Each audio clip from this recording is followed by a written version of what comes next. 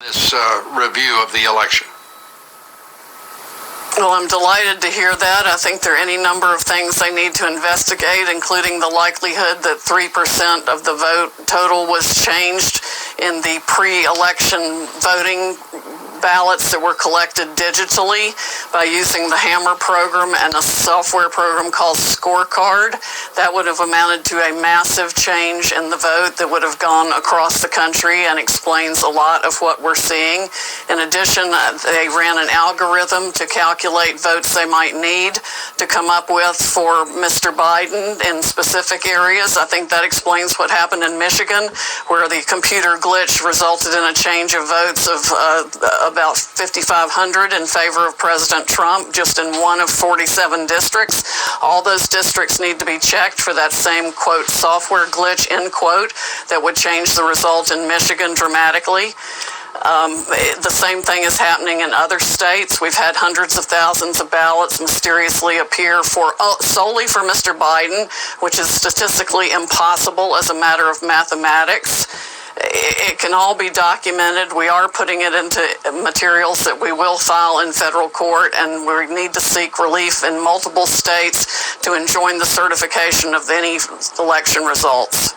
Well, Cindy, let's go back to Hammer and Scorecard. Are those the names that you just used for those programs? What's being done about it, and how broadly were they used by vote counters in various states?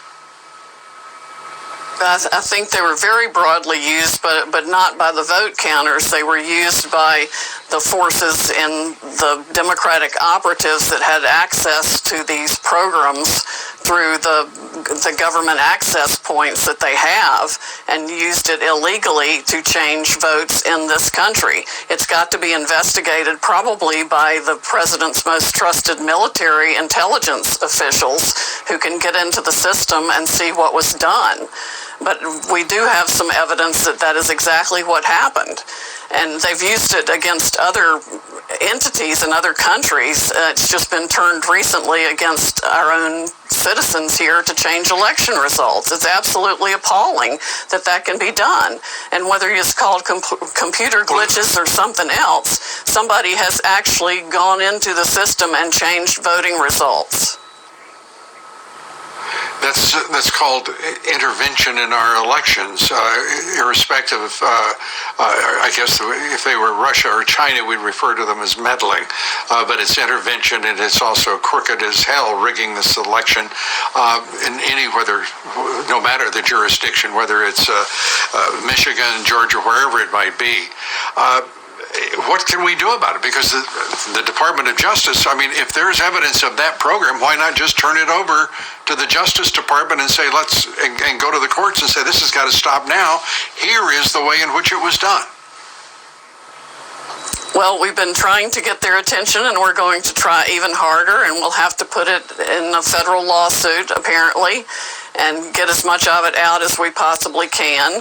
We have some excellent witnesses on the issue, but this is coup 5.0, Lou. I mean, there was no reason to think that the Democratic operatives who spent hundreds of millions of dollars creating the Russia hoax, the Steele dossier, taking us through a special counsel operation for 2 years, trying an impeachment hoax, the apocalypse hoax, the obstruction hoax, wouldn't go so far as to create every means of voter fraud they could come up with to steal this election. That's exactly what happens. The president must fight back now in every way, shape, or form. We cannot let this republic be stolen by the Democratic operatives who want to destroy the republic and make it a socialist country. And by the way, this General Flynn's very smart, very accomplished, very respected, award-winning lawyer. And everything she said is absolutely true. I can tell you, Judicial Watch has been talking about this. Sometime later tonight, they're going to drop huge bombshells of proof of premeditated Democrat